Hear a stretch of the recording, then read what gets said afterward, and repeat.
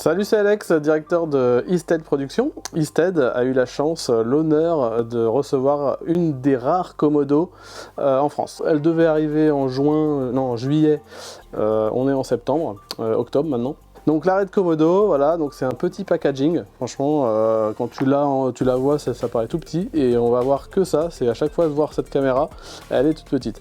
Il est parti. Donc qu'est-ce qu'on a dedans? Une petite carte, donc voilà. C'est la carte, un flocage RED, et là voilà, hop là, donc c'est un petit cube de 9 cm sur 9, qui pèse 930 grammes à peu près, et on va regarder tout de suite, capteur Super 35,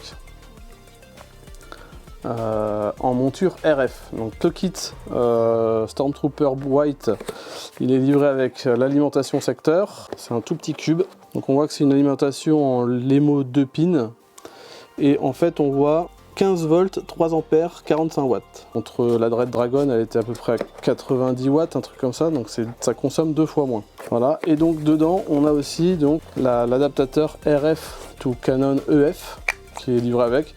Alors c'est pas RED, hein, c'est tout simplement l'adaptateur Canon en fait qui est livré avec. Hop, et voilà, et c'est tout. Hop. Donc là on va passer au setup avec mon monture PL, c'est parti.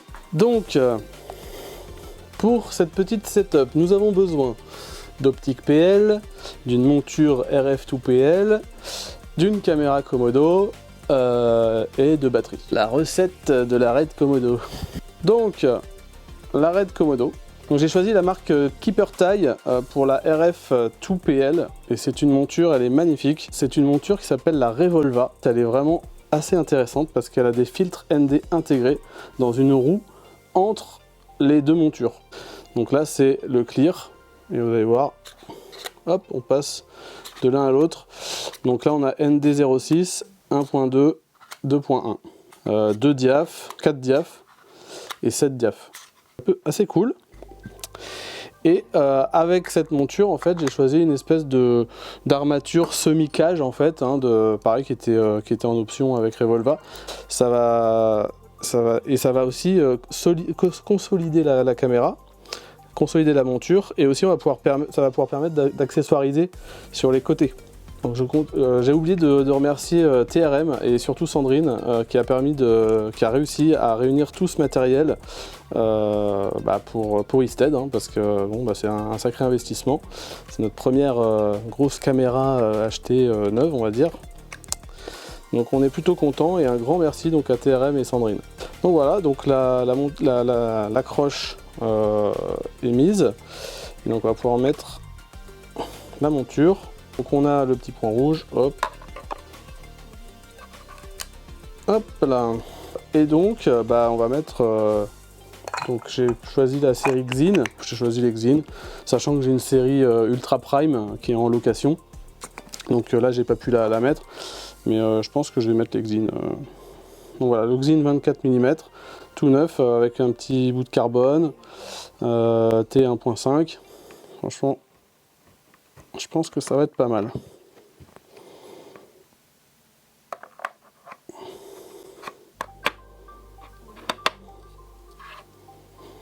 Et voilà. Voilà la Komodo en version Xin. Et donc une batterie. Alors j'ai pris des batteries Headbox RP BP 975. C'est pas les Canon officiels. Voilà, elle est pleine. Hop, et voilà. Donc là elle est prête. On l'allume. Voilà le super logo RED. Alors donc la Komodo, on a plusieurs parties. Donc la partie batterie, 2 slots de type batterie Canon, type BP 975. À l'arrière, nous avons une prise extérieure, donc on va pouvoir mettre les accessoires, donc la synchro, le gen code, le déclenchement, hein, le start and stop à distance. Là on a un BNC, donc c'est la sortie SDI. On va voir que c'est très utile. Il n'y a pas de HDMI, mais franchement c'est pas grave, le SDI on en a à peu près partout maintenant. Et donc on a aussi la prise DC in, donc en 2 pins. Voilà, on voit qu'il y a une petite antenne, elle est en Wi-Fi, on va voir tout à l'heure, hein, ça dépanne l'iPhone. Là on a une prise micro, une prise casque, une petite LED pour la C-Fast 2.0. Donc j'en ai une. C'est pas celle qui est brandée Red, elles sont pas encore arrivées, mais dès que je la reçois, je la montrerai. Hop, donc la petite trappe. Dedans. Donc là en fait c'est une 512 Go 560 mégabits seconde, ce qui est plutôt pas mal. En général le R3D c'est du 400 mégabits seconde, donc on est bien comme il faut. Voilà, donc là on a la petite LED qui dit qu'il y a une carte C-Fast 2.0. Il y a un bouton REC aussi qui est là. Voilà. En dessous on a le type de la caméra et on a surtout les 2 pas de vis, hein, Kodak et Congrès, 3/8 et 1/4. Et alors très intéressant, c'est le dessus. Voilà, le dessus, il y a un petit écran. Et dessus, il est tactile et on va pouvoir régler la caméra à rentrer dans le menu. Donc on n'a pas besoin d'un écran en plus pour aller dans le menu. Donc ça, c'est vraiment bien pensé. Et on a même un retour vidéo. Alors il est tout petit, il dépanne, et vraiment intéressant pour pouvoir faire du shooter directement, quoi. On sort la caméra, hop, on shoot, ça dépanne. Par contre, c'est pas très piqué, on voit pas si on est flou ou si on est net. Donc c'est vraiment pour dépanner. Donc voilà, donc là en fait, on a plusieurs dans le menu, on a plusieurs choses. On a les boutons menu, on peut locker, en fait, si on appuie les 2 fois en même temps, on peut locker l'écran tactile pour éviter de réquer sans faire exprès. Et encore, je dois dire que même si c'est déloqué, en fait avec les reflets, si on veut déclencher via l'écran tactile, on voit pas très bien. Donc en fait il faut plutôt utiliser le bouton du côté ou connaître par cœur la position, on va dire, du rec sur l'écran. Mais moi je conseillerais à Red ou à un tiers de mettre un petit protection en plastique avec du point rugueux là où on peut réquer. Comme ça on sait que dès que c'est rugueux, hop, on peut appuyer. Quand on appuie sur le menu, donc en fait moi je suis en 6K, hein, je vais tourner que en 6K, 25 images secondes ou 40 images secondes. Donc en 25 images secondes, on est sur du HQ, R3D HQ, et quand on se met en 40 images secondes, on est sur du R3D MQ. Donc MQ, HQ, je pense que c'est une différence de débit et de compression. Il n'y a plus le système de 3 pour 1, 5 pour 1, 10 pour 1 dans la résolution. Donc, alors, quand on est sur le menu, on a image LUT, donc on va aller dans image, non, project setting, voilà, format 6K 16 neuvième. Donc on peut faire du 6K 2,4 pour 1, du 6K 17 neuvième, du 5K 17 neuvième, 4K 17 neuvième, 2K 17 neuvième. Donc si on se met en 4K, le framerate peut aller jusqu'à 60 fps, ce qui est plutôt pas mal. J'espère qu'il y aura une mise à jour pour aller à 50 images secondes en 6K, ce serait bien. Je pense que la caméra peut le faire, et pour pas faire d'ombre à la Gemini, pour l'instant on reste à 40 images secondes. Voilà, 25 images secondes. Ok, donc là on a le setup, et donc on va la mettre sur le Ronin S, on va voir que ça passe, donc c'est vraiment assez cool. Donc le Ronin S, qui est à l'envers, hop. Donc la plaque Ronin, voilà. Un moteur, il fait le taf. Là on a un moteur, mais pour alimenter le moteur, vu que j'ai pas encore de d'étape et ni de d'étape là-dessus, pour alimenter le moteur, j'ai trouvé un petit accessoire super important pour tous ceux qui ont le Nucleus M, je conseille sur eBay. C'est ça utilise 2 piles de Nucleus M, on les met et en fait ça va fournir l'alimentation du moteur. Hop, comme ça. Alors oui, j'ai zappé par-dessus, je vais mettre un Autorail de chez SmallRig, parce qu'en fait, effectivement, donc sur la caméra, au-dessus de l'écran, j'ai même pas fini en fait, donc pour pouvoir réquer, le timecode, le nom de clip, on a le son, le niveau son, il y a un micro intégré sur la caméra, et on a aussi en fait on peut cliquer dessus, alors quand on a beaucoup de mains, on arrive avec 1 pouce à cliquer sur les 2 boutons, voilà.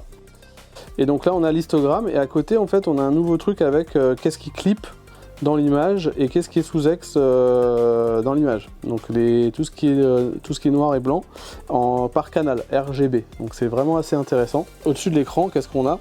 On a 4 pas de vis plus 2 petits pas de vis avec sûrement de quoi mettre des accessoires RED en fait, un peu comme sur les DSM C2. Ok, donc j'essaie de le centrer bien. Là c'est pas du tout bien centré. Ok, donc là on a le naturel et dessus donc je vais pouvoir mettre accessoire small rig, tige plus naturel et accroche de ce système de pile. Hop, je serre et voilà. Et donc là on a l'alimentation du moteur. Ça va changer un peu la donne au niveau de l'équilibrage, on va dire. Oui, parce que e-stead, ça veut dire Electronic Steadicam et je me suis spécialisé dans le réglage des Steadicam électroniques type gimbal. Et donc à l'époque, je les fabriquais moi-même. Et du coup, j'ai vraiment créé un algorithme, on va dire, d'équilibrage. Et donc le haut-bas, avancé-reculé, après le roll, et après le pan. Donc on a la mise au point, la caméra, l'optique, on est bien, la monture avec les ND. Et voilà, bah, on n'a plus qu'à avoir la mise au point. Donc j'utilise Nucleus M pour mettre sur le côté, voilà, comme ça. Et donc là, je peux prendre avec les deux mains et faire la mise au point. Ok, donc voilà, la mise au point, hop, le Nucleus, sur le plus près, voilà. Là, on peut engrainer. Calibration manuelle, hop, je tourne jusqu'à l'infini. Voilà, voilà, j'allume la poignée et je mets en slave. Voilà, et donc là, j'ai la mise au point. J'ai la mise au point, mais je ne trouve pas le retour vidéo. Voilà, et donc on voit bien que ça passe. Vraiment juste, hein. Mais ça passe. Donc pour l'écran, donc l'iPhone c'est pas mal, donc un petit bras magique. Ah oui, au fait, donc les images que vous voyez derrière moi depuis tout à l'heure, en fait, c'est le site e-stead.fr, Electronic Steadicam, notre site internet. Et donc, vous avez toutes les infos et tout ce qu'on a fait, notre bande démo, voilà, e-stead.fr. Je le redis, ça coûte rien. Donc, j'ai acheté ça, cette petite armature métallique pour l'iPhone 10. Et donc voilà, donc je me suis fait cette petite config qui peut être vraiment très utile. Et c'est vraiment léger. KMDST, Komodo Stormtrooper 1059, donc c'est son petit nom.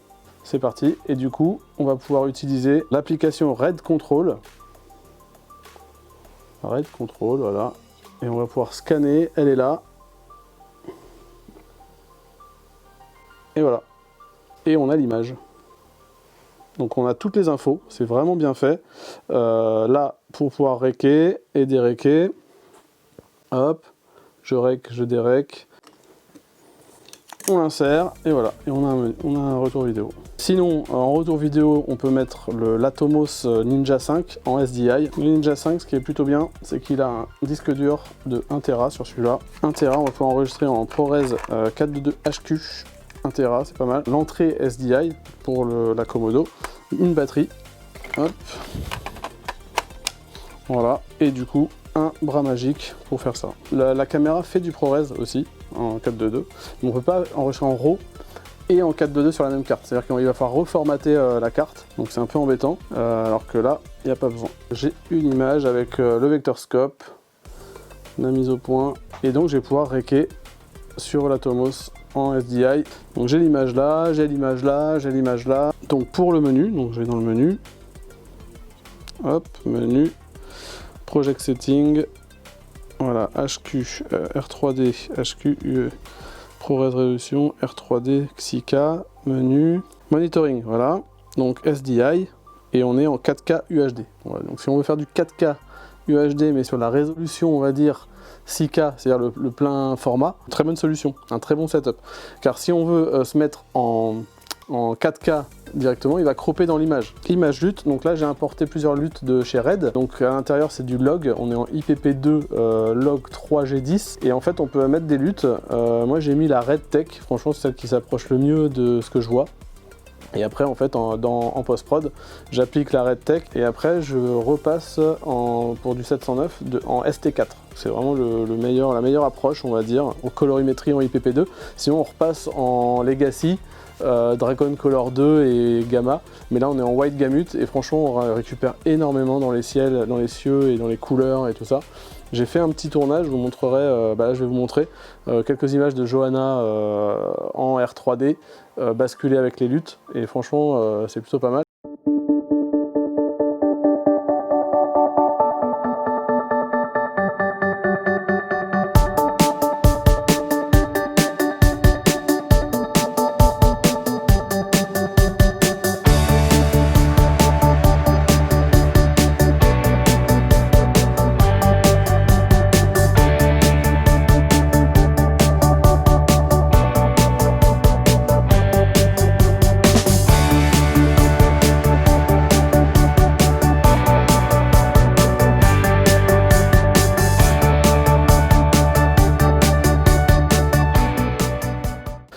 donc ça c'est le setup que j'ai pu utiliser pendant une semaine sur un tournage en mode un peu documentaire, donc c'est assez intéressant parce qu'on est assez compact. J'avais bien sûr avec moi un autre appareil pour faire toutes les ITV et tout ça, mais pour faire les images quali, là on est vraiment sur un setup assez compact, franchement, on n'a pas le movie. Ah ouais quand même hein. Je disais 3 kg, on est à 7,5 kg. C'est pour ça que j'ai les bras, j'ai fait les bras. Bon, effectivement, c'est un petit peu lourd. Ok, donc voilà, vous avez pu voir la config Ronin S. Donc on peut très bien mettre ça aussi sur le Movie Pro, hein, qui est derrière, avec l'Armorman, pour avoir une config un peu plus confort sur des projets où on a plus le temps. Mais ça, franchement, pour avoir des plans stabilisés sur le terrain, c'est plutôt pas mal. Voilà, et je vais faire une petite config. On va passer une config entre guillemets épaule à la main, et c'est parti. Alors, donc là, on a toujours la mise au point. Hop, voilà, on est plutôt compact. Avec le SDI, voilà, la poignée sur le côté. Hop, on serre. Voilà, donc config épaule, mise au point. Donc, très heureux d'avoir cette Red Komodo. Si vous avez des questions, n'hésitez pas hein, sur les commentaires. N'hésitez pas à aller voir notre site isted.fr. On est spécialiste donc drone, cinéma et caméra au sol avec la nouvelle Komodo. Merci d'avoir regardé cette vidéo, franchement j'étais très content de vous montrer cette caméra. J'espère que ça vous a plu, n'hésitez pas à vous abonner, à liker la vidéo et de mettre la petite cloche. A très vite et à très bientôt et bon tournage à tous, salut.